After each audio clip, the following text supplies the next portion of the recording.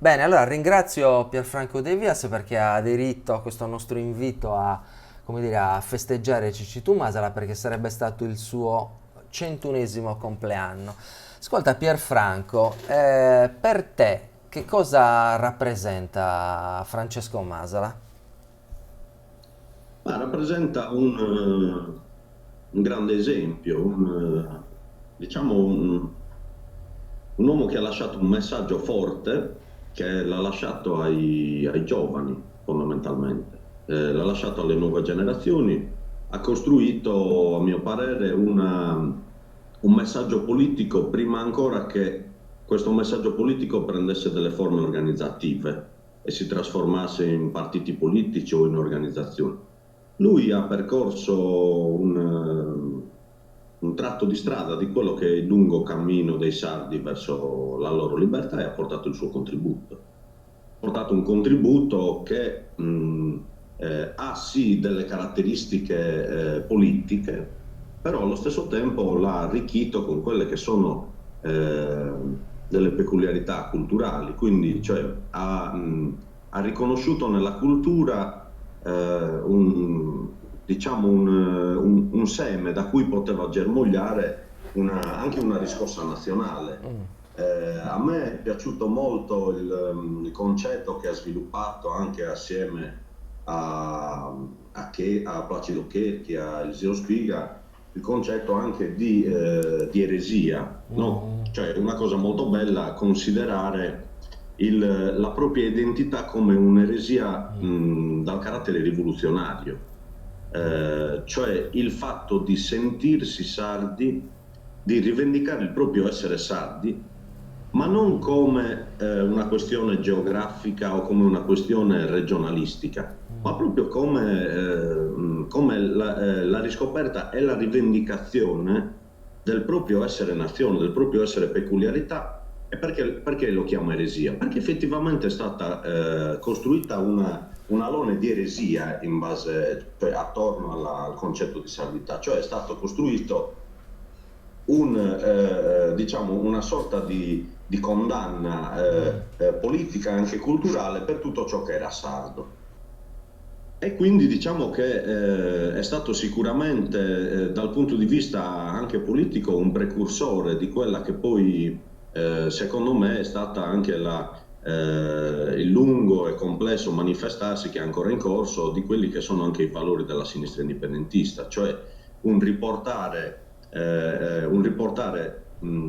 la riscoperta di sé in mano al popolo, quindi dove tutti quanti tutti, nessuno escluso, cioè anche i ragazzini, anche i poveracci, anche chi non si rende conto di che cosa gli sta succedendo, può diventare comunque protagonista della sua storia, cioè una storia dove non ci sono liberatori, ma dove coloro che vengono liberati allo stesso tempo sono loro stessi protagonisti di questa liberazione. E quindi c'è anche tutto il suo proverbiale affetto nei confronti anche delle piccole comunità. Quindi vediamo anche tematiche che oggi vanno molto in uso, la questione della lotta contro lo spopolamento. Beh, lui si era reso conto di questo Eh sì, problema quando ancora neanche lontanamente si parlava di sì, questi sì. problemi. È stato sicuramente una persona che ha avuto una lungimiranza, oltre che culturale, anche politica, veramente fuori dal comune. Una parte importante della sua potenza comunicativa, cioè al di là della questione concettuale, che comunque ha il suo valore a prescindere, la metodologia comunicativa che secondo me mi sono fatto anche l'idea che assolutamente non fosse studiata, cioè faceva proprio parte del suo